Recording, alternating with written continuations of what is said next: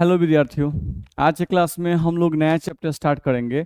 ये नया चैप्टर हम लोगों का है केमिकल काइनेटिक्स, जिसको हिंदी में कहते हैं हम लोग रासायनिक बलगतिकी। देखिए हम लोग को लिखा हुआ है यहाँ पे केमिकल काइनेटिक्स, जिसको कहते हैं रासायनिक बलगतिकी। ठीक है, केमिकल का हिंदी है रासायनिक और काइनेटिक्स का हिंदी है बलगतिकी। ठीक है, ये चैप्टर जो नाम लिखा हुआ है केमिकल काइनेटिक्स, ये दो वर्ड्स को मिला के बना हुआ है, केमिकल प्लस काइनेटिक्स। अब केमिकल का मतलब क्या है? तो केमिकल का मतलब होता है केमिकल रिएक्शन। नहीं, केमिकल का मतलब होता है केमिकल रिएक्शन। देखिए यहाँ पर हम लोग को देखा है तो केमिकल, तो केमिकल मीन्स केमिकल रिएक्शन, यानी केमिकल का मतलब रसायन। रसायन में हम लोग क्या पढ़ते हैं भाई? रासायनिक अभिक्रिया। अब सेकेंड वर्ड क्या है? काइनेटिक्स। काइनेटिक्स जो है वो ग्रीक वर्ड है। इसका मतलब होता है काइनेटिक्स जो है ये हम लोग का वर्ड नहीं है भाई, ये ग्रीक वर्ड है। तो हम लोग के भाषा में इसका मतलब क्या होता है? काइनेटिक्स जो है हम लोग के भाषा में इसका क्या मतलब होता है? तो हम लोग के भाषा में काइनेटिक्स का मतलब होता है मूवमेंट, जिसका हिंदी होता है गति या दर। चलिए, तो केमिकल काइनेटिक्स यानी रासायनिक बलगतिकी। तो रासायनिक का मतलब रासायनिक अभिक्रिया, अब बलगतिकी का मतलब यहाँ पर है गति या दर। यानी इस चैप्टर में हम लोग पढ़ेंगे रासायनिक अभिक्रिया की गति या दर के बारे में पढ़ेंगे। यानी कि हम लोग इस चैप्टर में पढ़ेंगे कि रासायनिक अभिक्रिया अगर कोई दी हुई है तो उस रासायनिक अभिक्रिया का स्पीड कितना है। नहीं, कोई रासायनिक अभिक्रिया बहुत फास्ट होता है, कोई रासायनिक अभिक्रिया मंद गति का होता है, कोई रासायनिक अभिक्रिया मध्यम दर का होता है। तो हम लोग कैसे पता करेंगे? अगर कोई रासायनिक अभिक्रिया दी हुई है तो हम लोग रासायनिक अभिक्रिया की गति के बारे में कैसे पता करेंगे, वही इस चैप्टर में हम लोग पढ़ेंगे। रासायनिक अभिक्रिया की गति के बारे में हम लोग को इस चैप्टर में पढ़ना है कि आखिर कोई रासायनिक अभिक्रिया जो है वो कैसे फास्ट है, कैसे स्लो है और कैसे मॉडरेट स्पीड की है यानी मध्यम दर की है, ये कैसे पता करेंगे, वो हम लोग को इस चैप्टर में पढ़ना है। साथ साथ इस चैप्टर में हम लोग को ये भी पढ़ना है कि अगर कोई रासायनिक अभिक्रिया दी हुई है तो उसकी गति को प्रभावित करने वाले कारकों के बारे में भी पढ़ना है। रासायनिक अभिक्रिया की गति को प्रभावित करने वाले कारकों के बारे में भी पढ़ना है। इसका मतलब क्या है भाई? तो इसका मतलब है कि मान लो कोई रासायनिक अभिक्रिया हम लोग की धीमी गति से चल रही है, तो उस रासायनिक अभिक्रिया को अगर तीव्र करना है तो तीव्र करने के लिए हम लोग क्या कर सकते हैं कि रासायनिक अभिक्रिया का जो गति है वो तीव्र हो जाए। तो रासायनिक अभिक्रिया की गति को तीव्र करने के लिए हम लोग पढ़ेंगे इसमें ताप का प्रभाव। नहीं, टेम्परेचर बढ़ा देने पर रासायनिक अभिक्रिया के स्पीड पर, उसके गति पर, उसके दर पर क्या प्रभाव पड़ता है, वो हम लोग इस चैप्टर में पढ़ेंगे। उत्प्रेरक का उपयोग, यानी अगर हम लोग रासायनिक अभिक्रिया कोई धीमी गति से चल रही है, अगर उसके स्पीड को बढ़ाना है तो हम लोग उत्प्रेरक का उपयोग करके भी रासायनिक अभिक्रिया के वेग को बढ़ा सकते हैं। तो उत्प्रेरक कैसे रासायनिक अभिक्रिया के वेग को बढ़ाता है, वो क्या क्या करता है, कैसे वर्क करता है, इसके बारे में हम लोग इस चैप्टर में पढ़ेंगे। ध्यान रखना है। तो रासायनिक अभिक्रिया के गति को प्रभावित करने वाले कारकों के बारे में भी पढ़ना है, यानी ताप का प्रभाव क्या है, उत्प्रेरक का प्रभाव क्या है, पृष्ठ क्षेत्रफल का क्या प्रभाव है, अभिकारक के सांद्रण का क्या, अभिकारक की सांद्रता यानी अभिकारक की मात्रा से अभिक्रिया का दर कैसे प्रभावित होता है। सांद्रता अगर कम रहेगी, मात्रा कम रहेगी तो अभिक्रिया का दर फास्ट होगा कि स्लो होगा, ये पढ़ेंगे। अभिकारक की मात्रा ज्यादा कर दी जाए तब अभिक्रिया का दर फास्ट होगा कि स्लो होगा, ये पढ़ना है। यानी इस चैप्टर में हम लोग पढ़ेंगे अभिक्रिया की गति के बारे में। फर्स्ट पॉइंट, अभिक्रिया की गति के बारे में। ठीक, यानी कौन सा अभिक्रिया फास्ट है, कौन सा अभिक्रिया स्लो है, इसके बारे में हम लोगों को कुछ पॉइंट बताए जाएंगे, जिसके आधार पर हम लोग पकड़ पाएंगे कि कौन सा अभिक्रिया फास्ट है और कौन सा अभिक्रिया स्लो है। सेकेंड, हम लोग को पढ़ना है अभिक्रिया के गति को प्रभावित करने वाले कारकों के बारे में पढ़ना है। थर्ड पॉइंट हम लोग को पढ़ना है अभिक्रिया की क्रियाविधि के बारे में पढ़ना है। अब अभिक्रिया की क्रियाविधि क्या होती है भाई? तो अभिक्रिया की क्रियाविधि का मतलब होता है कि मान लो कोई अभिक्रिया हो रही है तो उस अभिक्रिया में अभिकारक जो है वो उत्पाद में बदलता है। अभिक्रिया में क्या होता है? अभिकारक उत्पाद में बदलता है। तो अभिकारक उत्पाद में कैसे बदला, नहीं, अभिकारक उत्पाद में कैसे बदला, इसके बारे में भी हम लोग को इस चैप्टर में पढ़ना है। अभिकारक आपका उत्पाद में कैसे बदला, इसके बारे में भी हम लोग को इस चैप्टर में पढ़ना है। यानी किस रास्ते को फॉलो किया, क्या अभिकारक से उत्पाद हम लोग जब बदले तो क्या एक स्टेप में ही बदल गया, क्या उस अभिकारक से उत्पाद बदलने में हम लोग को 2-3 स्टेप के बाद तब उत्पाद हम लोग को मिला? कैसे उत्पाद हम लोग को मिला अभिकारक से, इसके बारे में हम लोग को पढ़ना है। ठीक है, तो ये सब हम लोग एनालिसिस इस चैप्टर में पढ़ेंगे, वही हम लोग डिटेल बताया गया है। यानी कि रासायनिक बलगतिकी क्या है?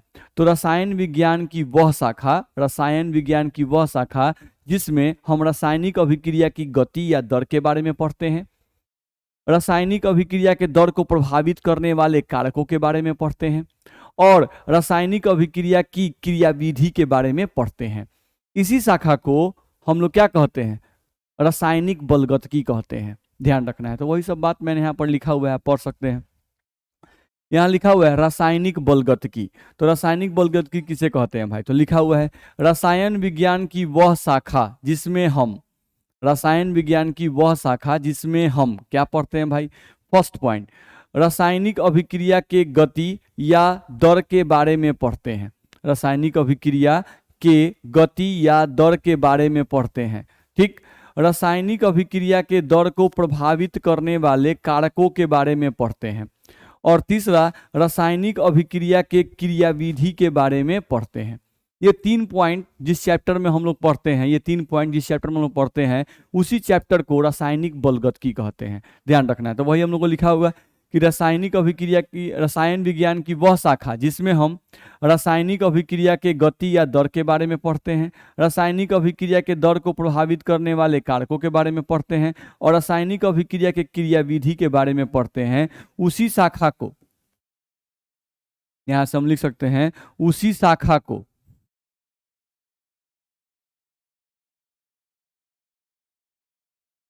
उसी शाखा को रासायनिक बलगतिकी कहते हैं। रासायनिक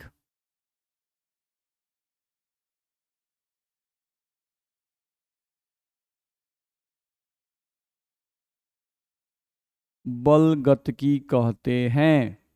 तो अगर कोई रासायनिक बलगतिकी का परिभाषा पूछता है तो ये परिभाषा आप दे सकते हैं। ध्यान रखना है कि रासायनिक बलगतिकी का क्या परिभाषा है भाई। नहीं तो बहुत ही आसान है। रसायन विज्ञान की वह शाखा जिसमें हम, रसायन विज्ञान की वह शाखा जिसमें हम रासायनिक अभिक्रिया की गति के बारे में पढ़ते हैं, रासायनिक अभिक्रिया की गति को प्रभावित करने वाले कारकों के बारे में पढ़ते हैं, और रासायनिक अभिक्रिया के क्रियाविधि के बारे में पढ़ते हैं। उसी शाखा को रासायनिक बलगतिकी कहते हैं। वही बात लिखा हुआ है। अगले पॉइंट पे आते हैं। अगला पॉइंट हम लोग को देखा जाए तो लिखा हुआ है गति के आधार पर रासायनिक अभिक्रिया को 3 भागों में बांटा गया है। लिखा हुआ है गति के आधार पर रासायनिक अभिक्रिया को 3 भागों में बांटा गया है।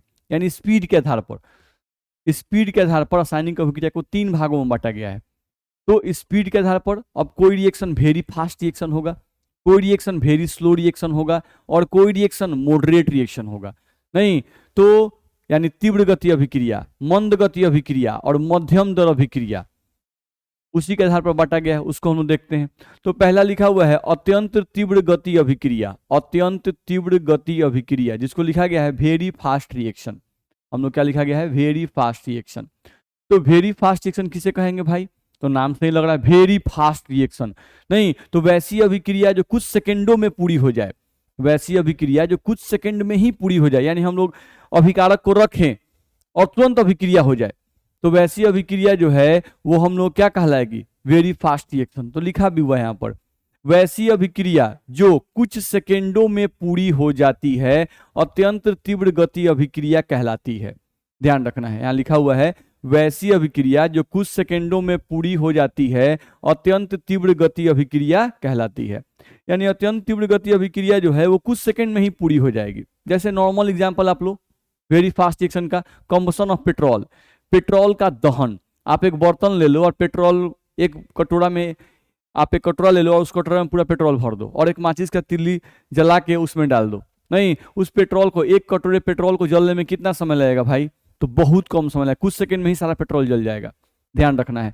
तो वैसी अभिक्रिया जो कुछ सेकंडों में पूरी हो जाए उसे हम लोग क्या कहते हैं? अत्यंत तीव्र गति अभिक्रिया। जैसे कंबशन ऑफ पेट्रोल हम लोग कहें। नहीं, यहाँ पर हम लोग यहाँ से एग्जाम्पल दे सकते थे। हम यहाँ एग्जाम्पल लिखते हैं नॉर्मल लाइफ से example, combustion of petrol, combustion of petrol. ध्यान रखना है यानी पेट्रोल का दहन, ये वेरी फास्ट रिएक्शन का एग्जाम्पल है, हम लोग कह सकते हैं। ठीक, और क्या एग्जाम्पल है, तो लिखा हुआ है आयनिक रिएक्शन।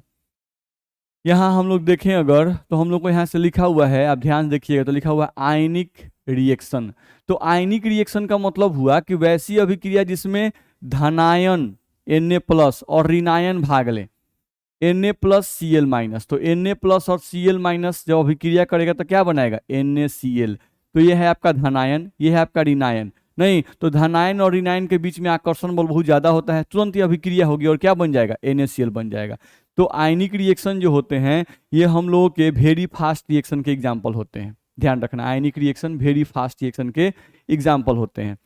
सेम एज हम लोग को यहाँ लिखा हुआ है Zn और प्लस CuSO4, तो ये रिएक्शन भी आप जानते हैं। यहाँ पर Zn प्लस CuSO4 का रिएक्शन करेंगे तो क्या होता है, यहाँ पर आपका बनता है ZnSO4 प्लस Cu, जिसको आप विस्थापन अभिक्रिया कहते हैं। तो ये अभिक्रिया भी आयनिक रिएक्शन के एग्जाम्पल में आती है, तो ये भी आपको वेरी फास्ट रिएक्शन के एग्जाम्पल में आएगी। देखा जाए, जैसे यहाँ पर लिखा हुआ है आपका AgNO3 aqueous प्लस NaCl, तो AgNO3 को तोड़िएगा तो क्या चिन्ह टूटेगा भाई, ये टूटेगा आपका Ag+ और NO3-। NaCl तोड़िए तो क्या टूटेगा, Na+ और यहाँ पर Cl-, ये टूट गया। तो देखो ये भी आयनिक रिएक्शन है, नहीं इसका धनायन इसके ऋणायन से रिएक्शन करेगा, यानी Ag+ और Cl- रिएक्शन करेंगे तो क्या बनाएंगे, AgCl, और इसका धनायन इसके ऋणायन से अभिक्रिया करेगा तो Na+ और NO3- मिलके क्या बनाएंगे, NaNO3। तो ये सब आपके वेरी फास्ट रिएक्शन के एग्जाम्पल हैं, ध्यान रखना है, ठीक है। तो वेरी फास्ट रिएक्शन में एक तो मैंने बताया आपको कंबशन ऑफ पेट्रोल, नहीं, और एक मैंने बताया आयनिक रिएक्शन। जो आयनिक रिएक्शन होते हैं जिसमें धनायन और ऋणायन भाग लेते हैं, वैसी अभिक्रिया भी क्या होती है, फास्ट होती है। क्यों भाई, क्या कि धनायन मतलब प्लस और ऋणायन का मतलब माइनस, तो प्लस और माइनस के बीच में आकर्षण जो होता है वो ज्यादा होता है, इसलिए ऐसी अभिक्रिया भी क्या होती है, वेरी फास्ट रिएक्शन का एग्जाम्पल होती है। तो ये बात भी हम लोग को ध्यान रखना है, उसी का मैंने आयनिक रिएक्शन का आपको एक दो एग्जाम्पल दिया जिसको आपको ध्यान में रखना होगा। ठीक, अगला हम लोग को देखा जाए तो देखा जाता है जनरली स्ट्रॉन्ग एसिड और स्ट्रॉन्ग बेस का बीच का जो रिएक्शन होता है वो भी वेरी फास्ट रिएक्शन का एग्जाम्पल होता है। स्ट्रॉन्ग एसिड और स्ट्रॉन्ग बेस के बीच का जो रिएक्शन होता है ये भी वेरी फास्ट रिएक्शन का एग्जाम्पल होता है। हम यहाँ से कह सकते हैं, देख लो, हम लोग बोलें तो यहाँ से हम लोग कह सकते हैं स्ट्रॉन्ग एसिड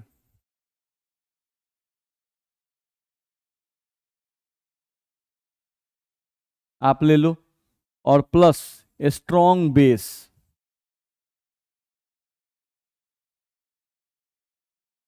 नहीं तो स्ट्रॉन्ग एसिड और स्ट्रॉन्ग बेस अगर हम लेते हैं तो स्ट्रॉन्ग एसिड और स्ट्रॉन्ग बेस लेने से आपका जो यहाँ पे प्रोडक्ट बनता है जी, वो प्रोडक्ट क्या बनता है, सॉल्ट।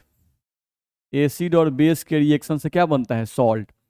तो ये रिएक्शन जो है ये भी वेरी फास्ट रिएक्शन का एग्जांपल, जैसे स्ट्रॉन्ग एसिड मान लो आप ले लेते हो HCl, ये आपका स्ट्रॉन्ग एसिड हो गया, प्लस आप बेस ले लो स्ट्रॉन्ग NaOH, ये आपका हो गया। अब इनके बीच से आप रिएक्शन करते हो भाई, तो इनके बीच के रिएक्शन से क्या बनेगा, तो आप देख लो ये भी एक तरह से आयनिक रिएक्शंस के ही भाग होते हैं। HCl को तोड़ दो H+ और Cl-, NaOH को तोड़ दो, टूटेगा आपका Na+ और OH-, तोड़ दिए।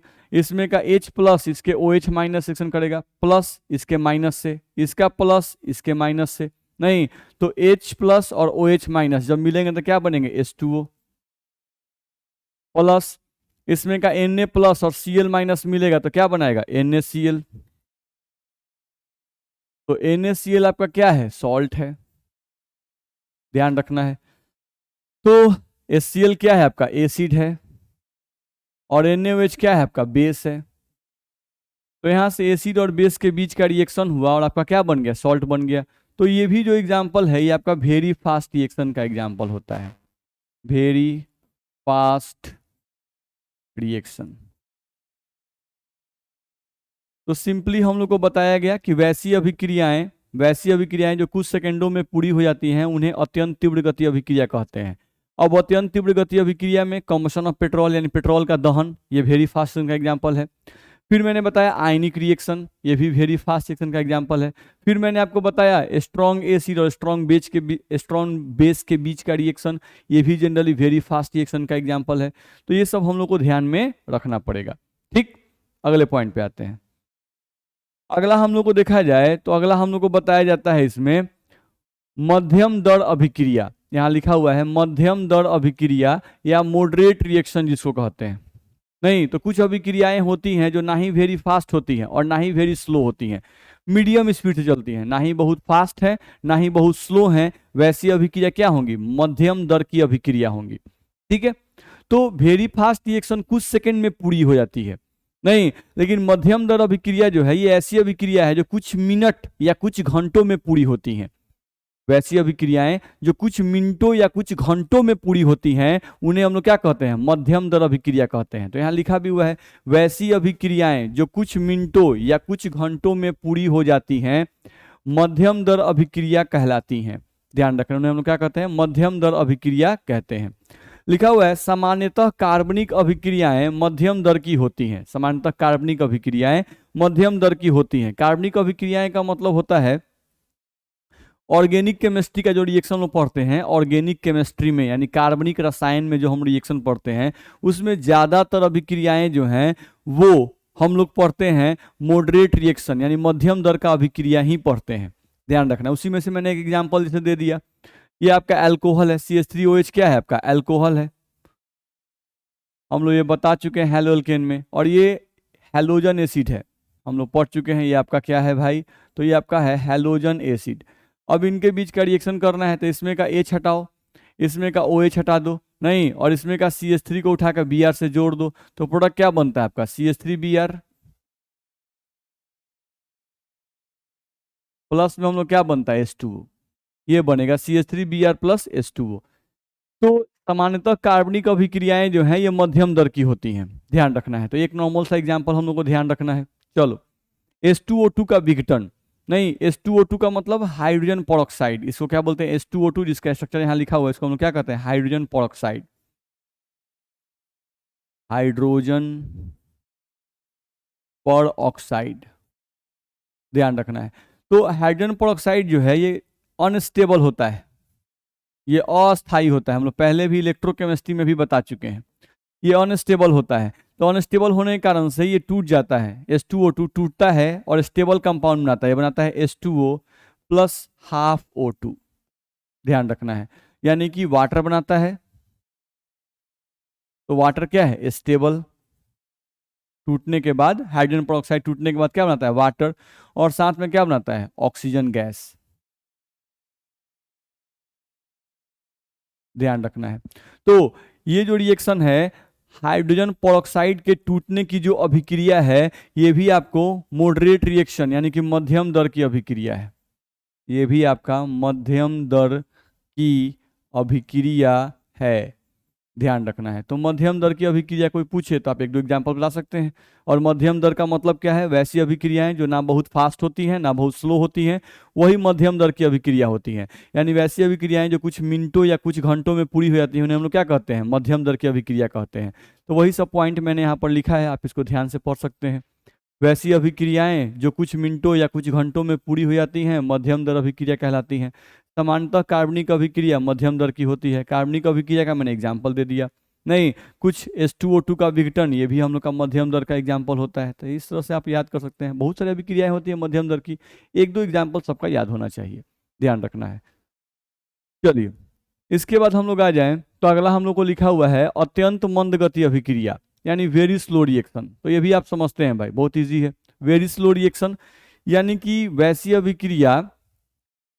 अभिक्रिया जो कुछ दिनों या कुछ महीनों या कुछ सालों में पूरी होती हैं, नहीं, जिनको वर्षों लग जाते हैं, वैसी अभिक्रिया क्या होती है? मंद गति अभिक्रिया होती है, ध्यान रखना है।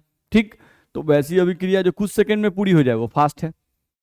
वैसी अभिक्रिया जो कुछ मिनटों या कुछ घंटों में पूरी हो जाए वो मध्यम दर की है। और वैसी अभिक्रिया जो कुछ दिनों, कुछ महीनों या कुछ सालों में पूरी होती हैं, वैसी अभिक्रिया को हम लोग क्या कहेंगे? अत्यंत मंद गति अभिक्रिया, वेरी स्लो रिएक्शन। ठीक, वही मैंने यहाँ पर लिखा हुआ है, आप इसको पढ़ सकते हैं। देखिए, वैसी अभिक्रियाएं जो कुछ दिनों या कुछ महीनों या कुछ वर्षों में पूरी होती हैं अत्यंत मंद गति अभिक्रिया कहलाती है। ठीक, अत्यंत मंद गति अभिक्रिया का एग्जाम्पल हुआ रस्टिंग ऑफ आयरन, लोहे में जंग लगना। नहीं, लोहे में जंग जो है वो कुछ घंटों में नहीं लग जाता है कि आप लोहा खरीद के लाए, रखे और जंग लग गया। ध्यान रखना है, लोहा खरीद के लाए, उसको रखिएगा नहीं, कुछ दिन बीतेगा, वो पानी हवा के कांटेक्ट में आएगा, मॉइस्चर के कांटेक्ट में आएगा, तब जाके उसमें धीरे धीरे जंग लगना शुरू होता है। तो उसको कुछ दिन लगते हैं, कुछ महीने लगते हैं। तो रस्टिंग ऑफ आयरन ये भी एक अभिक्रिया है, और ये अभिक्रिया कुछ महीनों में, कुछ दिनों में होना शुरू होती है। इसलिए इसे क्या कहेंगे हम लोग? वेरी स्लो रिएक्शन, अत्यंत मंद गति अभिक्रिया। ध्यान रखना है, ठीक है। जैसे लिखा हुआ है conversion of graphite into diamond, conversion of graphite into diamond यानी कोयला, ग्रेफाइट का मतलब कोयला भी होता है, ध्यान रखना है। तो कोयले का हीरे में बदलना, नहीं तो किसी भी कोयले को हीरे में बदलने के लिए बहुत सालों लगते हैं, तब कोई कोयला जो है वो आपका हीरे में बदलता है। ध्यान रखना है। तो हम लोग को यहाँ से ध्यान रखना पड़ेगा कि conversion of graphite into diamond ये भी आपका किसका एग्जाम्पल है? अत्यंत मंद गति अभिक्रिया का एग्जाम्पल है। तो इसका भी एग्जाम्पल आप ध्यान रखिएगा, बहुत ईजी है। चलिए अगले पॉइंट पे आते हैं। अगला पॉइंट हम लोग को यहाँ से आ गया rate of a chemical reaction, रासायनिक अभिक्रिया का दर। रासायनिक अभिक्रिया का दर हम लोग को पढ़ना है, ठीक है। रेट ऑफ केमिकल रिएक्शन, इसका मतलब क्या है भाई? तो रेट ऑफ केमिकल रिएक्शन का मतलब स्पीड ऑफ केमिकल रिएक्शन भी होता है, यानी रासायनिक अभिक्रिया का दर, इसका मतलब रासायनिक अभिक्रिया का दर, इसका मतलब होता है रासायनिक अभिक्रिया की गति, रासायनिक अभिक्रिया का वेग। ध्यान रखना है, ठीक। तो किसी भी रासायनिक अभिक्रिया का जो गति है, किसी भी रासायनिक अभिक्रिया का जो गति है या रासायनिक अभिक्रिया का जो वेग है, वो कैसे पता करेंगे? सवाल यहाँ पे उठता है कि भाई रासायनिक अभिक्रिया हो रही है, तो रासायनिक अभिक्रिया का जो गति है या वेग कैसे पता करेंगे? तो पता कर सकते हैं। मान लो हम एक बर्तन लिए, उस बर्तन में अभिकारक को डाल दिए, नहीं एक बर्तन लिए, उस बर्तन में अभिकारक को डाल दिए। आपके पास मोबाइल फोन रहता है, और मोबाइल फोन में आप देखिएगा तो टाइमर होता है। मोबाइल फोन में क्या होता है? टाइमर। आप टाइमर लगाए, टाइमर पर पहले 000 आ गया, नहीं यानी अभिक्रिया अभी शुरू नहीं हुई है। अब अभिकारकों को आप बर्तन में रख दिए, टाइम क्या सेट किए हैं? 0, ठीक। अब टाइमर को स्टार्ट किए, और अभिक्रिया यहाँ पे शुरू हो गया, नहीं, और आपका 2-3 सेकेंड हुआ, तब तक सभी अभिकारक जो हैं, सभी अभिकारक खर्च हो गए। सभी अभिकारक, आप मान लो 20 ग्राम अभिकारक लिए थे, वो सारा 20 ग्राम अभिकारक जो है वो खर्च हो गया और 20 ग्राम उत्पाद बन गया 2 सेकेंड में, 3 सेकेंड में। तो इसका मतलब अच्छा ये अभिक्रिया क्या है भाई? तो ये अभिक्रिया वेरी फास्ट रिएक्शन है, नहीं क्योंकि अभिक्रिया कुछ सेकेंड में ही पूरी हो गई। हम 10 ग्राम अभिकारक लिए थे, और 10 ग्राम अभिकारक जो है वो 2 सेकेंड में ही सारा अभिकारक जो है वो उत्पाद में बदल गया। मेरा बात समझ में आ रहा है? तो हम लोग को ध्यान रखना है कि किसी भी अभिक्रिया का वेग हम लोग कैसे निकालेंगे? तो समय में बदलाव के साथ अभिकारक की मात्रा में जो बदलाव होता है उसके आधार पर अभिक्रिया का वेग निकाला जा सकता है। समय में बदलाव, या टाइमर 0 रखे थे, नहीं आप टाइमर देखे 2 सेकेंड हुआ, अच्छा समय में बदलाव 0 से 2 सेकेंड हुआ, समय में बदलाव 0 से 2 सेकेंड हुआ, तब तक अभिकारक की सांद्रता क्या हो गई? खत्म हो गई। तो अभिकारक की सांद्रता में बदलाव आ गया, अभिकारक की सांद्रता कुछ देर के बाद 0 हो गई, यानी कि वेरी फास्ट रिएक्शन है। आप मान लो टाइमर 0 पर रखे और अभिकारक जो है वो 2 घंटे में उत्पाद में बदला, इसका मतलब मध्यम दर की अभिक्रिया है। आप टाइमर रखे हुए हैं, अभिकारक रख दिए बर्तन में, अभिक्रिया नहीं हो रही है, 1 दिन नहीं हुई, 2 दिन नहीं हुई, तीसरा का दिन अभिक्रिया धीरे धीरे शुरू हो गई, तो इसका मतलब क्या है? वेरी स्लो रिएक्शन है। तो किसी भी अभिक्रिया का जो दर है वो निर्भर करता है कि समय में बदलाव के साथ, समय में बदलाव जो हो रहा है, नहीं उस बदलाव के साथ अभिकारक की मात्रा में क्या बदलाव आ रहा है, या हम कहें कि समय में बदलाव के साथ उत्पाद कितनी तेजी से बन रहा है, उत्पाद की मात्रा में कितनी तेजी से बदलाव आ रहा है, इसी के आधार पर अभिक्रिया का दर निकाला जा सकता है। कि समय में बदलाव 2 सेकेंड हुआ, तो अच्छा अभिकारक की मात्रा में क्या बदलाव हुआ। समय में बदलाव 2 मिनट का हुआ, तो अच्छा अभिकारक की मात्रा में क्या बदलाव आया। उस बदलाव के आधार पर ही, यानी समय में बदलाव के साथ अभिकारक या उत्पाद की मात्रा में जो बदलाव आता है, उसी के आधार पर अभिक्रिया का दर निकाला जा सकता है। ध्यान रखना है। तो उसी बात को मैंने यहाँ पे लिखा हुआ है, आप ध्यान से पढ़िएगा, नहीं, यहाँ पे लिखा हुआ है अभिक्रिया का दर अर्थात अभिक्रिया का वेग। अभिक्रिया का दर अर्थात अभिक्रिया का वेग। अब अभिक्रिया का वेग कैसे पता करेंगे? तो अभिक्रिया का वेग पता करने के लिए क्या मैंने बताया, समय में बदलाव देखो, और समय में बदलाव के साथ अभिकारक की मात्रा में क्या बदलाव आता है या उत्पाद की मात्रा में क्या बदलाव आता है, ये अगर हम लोग देख लिए नहीं तो उसके आधार पर अभिक्रिया का दर बता सकते हैं। अगर समय में बदलाव के साथ अभिकारक बहुत तेजी से खर्च हो रहा है तो वेरी फास्ट रिएक्शन, उत्पाद बहुत तेजी से बन रहा है यानी वेरी फास्ट रिएक्शन। और समय में बदलाव के साथ अगर अभिकारक धीरे धीरे खर्च हो रहा है तो मध्यम दर अभिक्रिया। अगर समय में बदलाव के साथ अभिकारक बहुत स्लो खर्च हो रहा है, देन 2 दिन 3 दिन में अभिकारक धीरे धीरे खर्च हो रहा है, तो इसका मतलब अत्यंत मंद गति अभिक्रिया। तो वही सब लिखा हुआ है भाई, देखो यहाँ पर किसी भी अभिक्रिया का दर, किसी भी अभिक्रिया का दर या वेग, किसी भी अभिक्रिया का दर या वेग पता करने के लिए हमें यह पता करना होगा कि समय में परिवर्तन के साथ अभिकारक या उत्पाद की मात्रा में कितनी तेजी से परिवर्तन हो रहा है। ध्यान रखना है, किसी भी अभिक्रिया का दर या वेग पता करने के लिए, वेग पता करने के लिए क्या करना पड़ेगा, हमें यह पता करना होगा कि समय में परिवर्तन के साथ, देखो भाई समय में परिवर्तन के साथ अभिकारक या उत्पाद की मात्रा में कितनी तेजी से परिवर्तन हो रहा है। समय में परिवर्तन के साथ अभिकारक या उत्पाद की मात्रा में कितनी तेजी से परिवर्तन हो रहा है, अगर आप ये पता कर लिए तो अभिक्रिया का दर आप निकाल दीजिएगा। ध्यान रखना है, इसीलिए अभिक्रिया के दर का परिभाषा दिया गया है। तो अभिक्रिया के दर का परिभाषा क्या होगा, तो वही हम लोग को यहां से लिखा भी हुआ है कि समय में परिवर्तन के साथ, समय में परिवर्तन के साथ अभिकारक या उत्पाद की मात्रा में जो परिवर्तन होता है उसी के आधार पर अभिक्रिया का दर ज्ञात किया जा सकता है। तो वही मैंने लिखा हुआ है, देखो अभिक्रिया का दर का परिभाषा क्या है, समय में परिवर्तन के साथ अभिकारक या उत्पाद की सांद्रता या मात्रा में परिवर्तन को ही अभिक्रिया का दर कहते हैं। अब एग्जाम के पर्पज से हम लोग पढ़ रहे हैं तो हम लोग को ध्यान रखना है कि आपके एग्जाम में अभी तक हम लोग जितना भी पढ़े उसमें आपको एग्जाम में ये इसका डेफिनेशन पूछता है, अभिक्रिया के दर का परिभाषा जो है वो पूछता है। नहीं, रासायनिक बलगतिकी का परिभाषा नहीं पूछा है आज तक, लेकिन अभिक्रिया के दर का परिभाषा पूछा हुआ है। तो अभिक्रिया के दर का परिभाषा क्या है, तो समय में परिवर्तन के साथ अभिकारक या उत्पाद की सांद्रता या मात्रा में परिवर्तन को ही अभिक्रिया का दर कहते हैं। तो ये हम लोग को याद कर लेना होगा। अभिक्रिया के दर को स्मॉल आर से दर्शाया जाता है, अभिक्रिया के दर को स्मॉल आर से हम लोग दर्शाते हैं। तो ये बात भी हम लोग को ध्यान रखना होगा। ठीक, इतना बात आप समझ गए होंगे। अगले पॉइंट पे आते हैं, देखा जाए अब अभिक्रिया का दर आर बराबर फॉर्मूला क्या होगा, तो डेल्टा सी बटा डेल्टा टी। अभिक्रिया के दर का फॉर्मूला क्या लिखा गया, डेल्टा सी बटा डेल्टा टी। सब लोग जानते हैं भाई, डेल्टा यानी परिवर्तन होता है, सी का मतलब सांद्रता होता है, डेल्टा मतलब परिवर्तन बदलाव और सी का मतलब सांद्रता।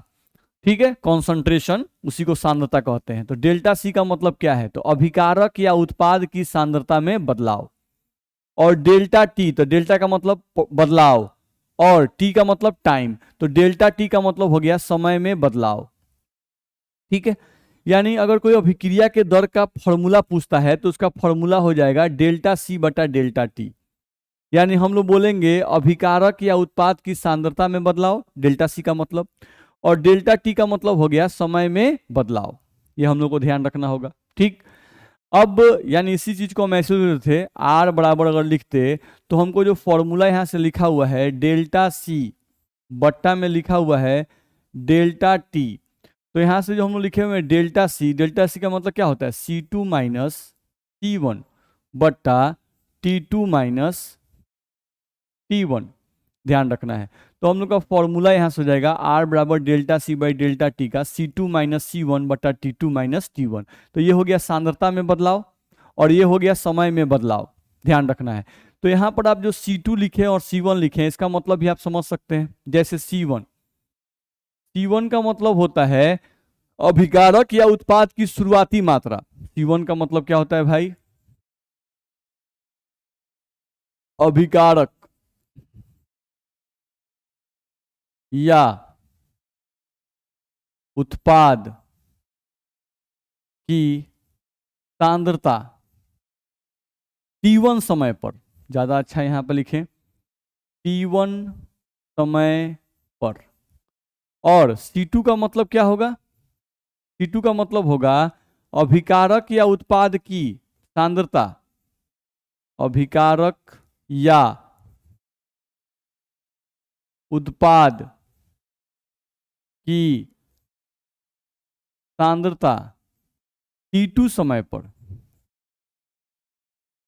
T2 समय पर, ये हम लोग कह सकते हैं, ध्यान रखना है। तो T1 समय पर जो अभिकारक की सांद्रता है उसे C1 कहेंगे, और T2 समय पर जो अभिकारक की सांद्रता है उसे हम लोग C2 कहेंगे। ठीक है, इसको हम लोग ग्राफ से देखेंगे, इस पर हम लोग क्वेश्चन भी बनाएंगे तो हम लोग का और क्लियर हो जाएगा।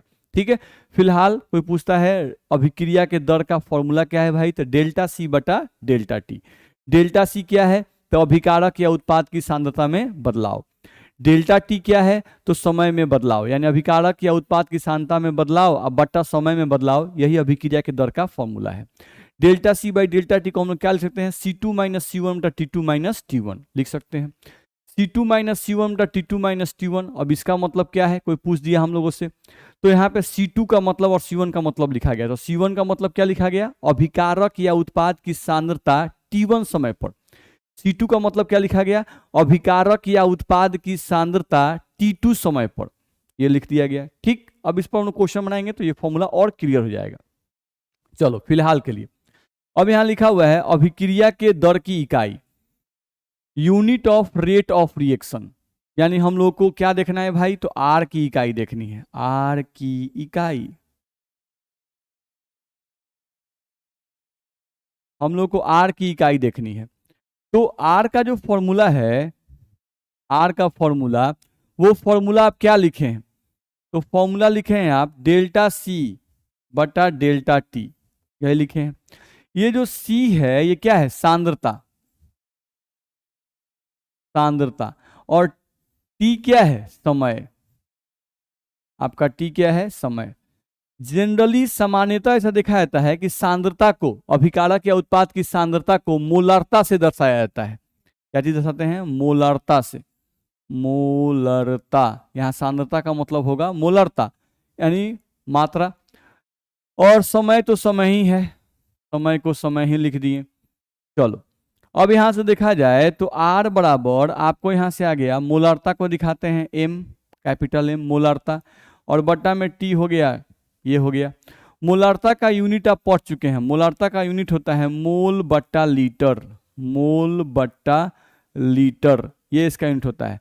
और गुना में क्या है, टाइम,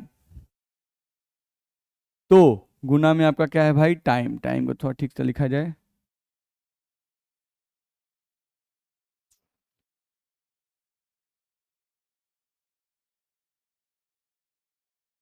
टाइम। तो यहां से अगर कोई पूछता है कि रेट ऑफ रिएक्शन का यूनिट क्या होगा, तो इसी को बोलना है, तो ये मोल, और ऊपर जाएगा तो पर लीटर, पर टाइम, मोल पर लीटर पर टाइम।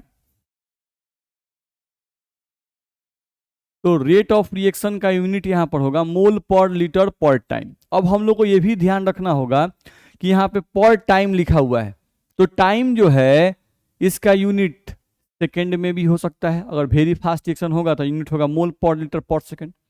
अगर मॉडरेट रिएक्शन होगा तो मॉडरेट रिएक्शन कुछ मिनट में पूरा होता है तो मोल पर लीटर पर मिनट होगा।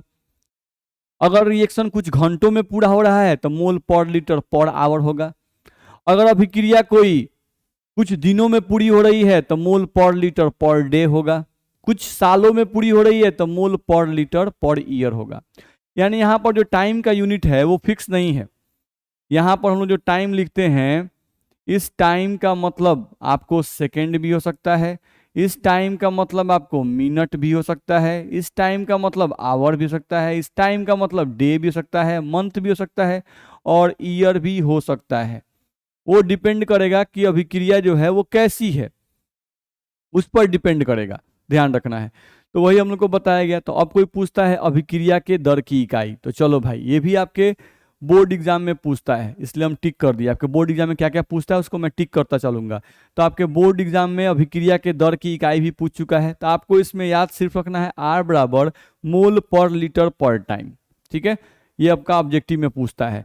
तो आर की यूनिट कोई पूछे, अभिक्रिया के दर की इकाई कोई पूछता है आपसे, तो आप क्या बताएंगे, मोल पर लीटर पर टाइम। ठीक, ये इंपॉर्टेंट है।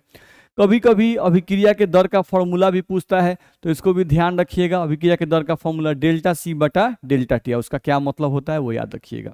ठीक, चलिए अब आगे बढ़ते हैं हम लोग। देखा जाए, अब यहां से कुछ हम लोग ग्राफ पढ़ाया गया है। तो लिखा हुआ है अभिकारक की सांद्रता तथा समय के बीच ग्राफ।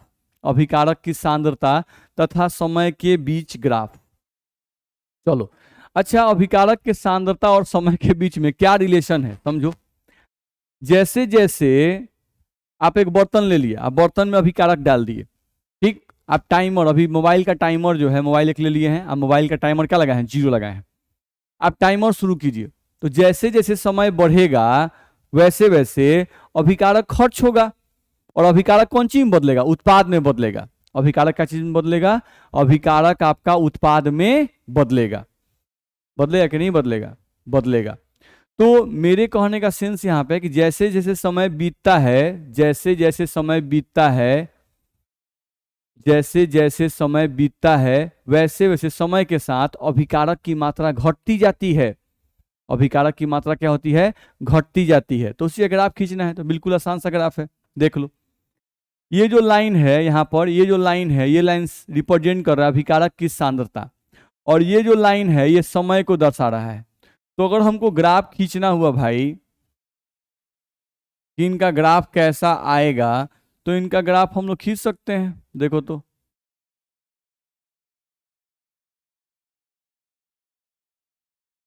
कुछ इस तरह से हम लोग ग्राफ इसका खींच सकते हैं।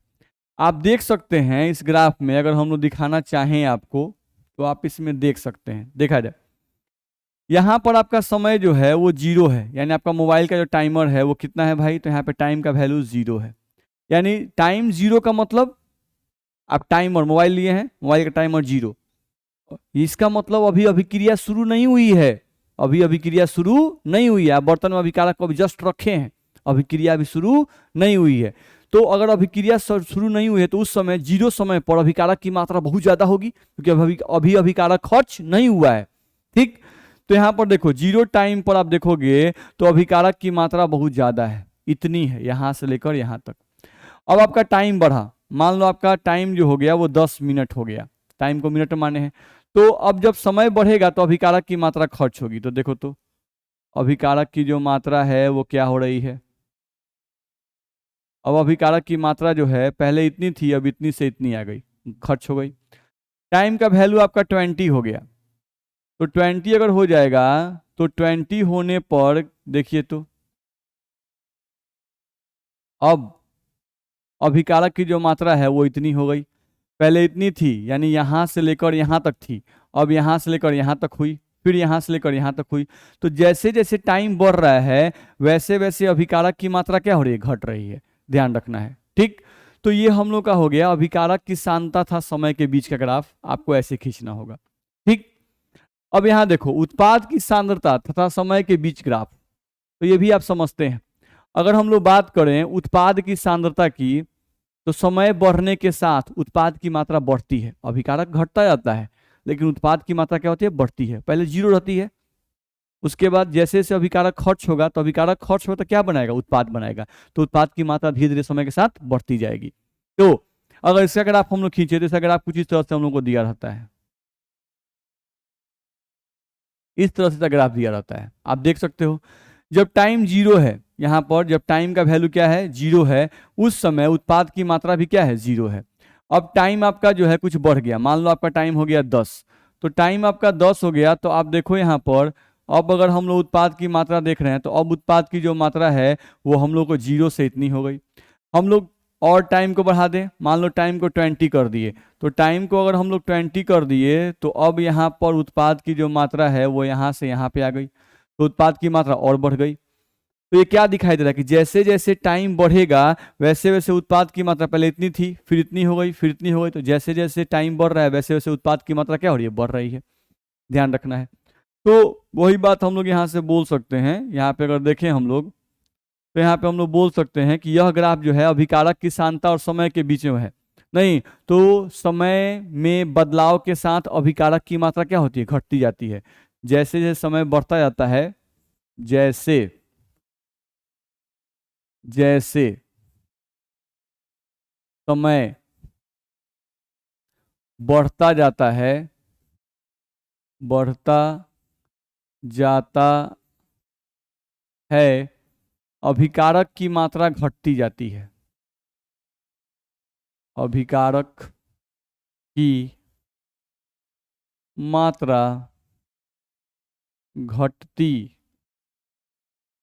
जाती है। यहाँ पर क्या होता है, जैसे जैसे समय बढ़ता है उत्पाद की मात्रा क्या होती है, बढ़ती जाती है। यहाँ पर क्या लिखेंगे, जैसे जैसे समय बढ़ता जाता है, बढ़ता जाता है, उत्पाद की मात्रा, उत्पाद की मात्रा बढ़ती जाती है।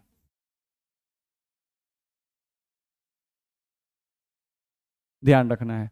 तो ये दो बातें हम लोग को ध्यान में रखनी होती है कि जैसे समय बढ़ता जाता है अभिकारक की जो मात्रा है वो समय के साथ घटती जाती है। ठीक है। और इसमें बताया कि जैसे समय बढ़ता जाता है उत्पाद की मात्रा क्या होती है, बढ़ती जाती है। समय बढ़ेगा तो उत्पाद की मात्रा क्या होगी, बढ़ती जाएगी। ध्यान रखना है। दूसरा बात हम लोग को ध्यान रखना है कि किसी भी अभिक्रिया के दौरान, किसी भी अभिक्रिया के दौरान अभिक्रिया का दर हर समय समान स्पीड से नहीं चलता है। ध्यान रखना, अभिक्रिया का दर हर समय एक ही स्पीड से चले ये कोई जरूरी नहीं है। ध्यान रखना है। तो वही बात हम लोग को यहाँ से ये बात भी ध्यान रखना है। यहाँ पर क्या ध्यान रखना है कि किसी भी अभिक्रिया का दर, किसी भी अभिक्रिया का दर पूरे अभिक्रिया के दौरान, पूरे अभिक्रिया के दौरान एक समान नहीं रहता है। एक समान नहीं रहता है। वही बात हम लोग को यहाँ से बताया गया। ठीक। तो मेरे हिसाब से ये सब आपको समझ में आ गया होगा, बहुत ही इजी चीजें हैं। ठीक। तो आज के क्लास में हम लोग इतना ही पढ़ेंगे, अगले क्लास में फिर हम लोग आगे पढ़ेंगे। ठीक है। Okay, thank you.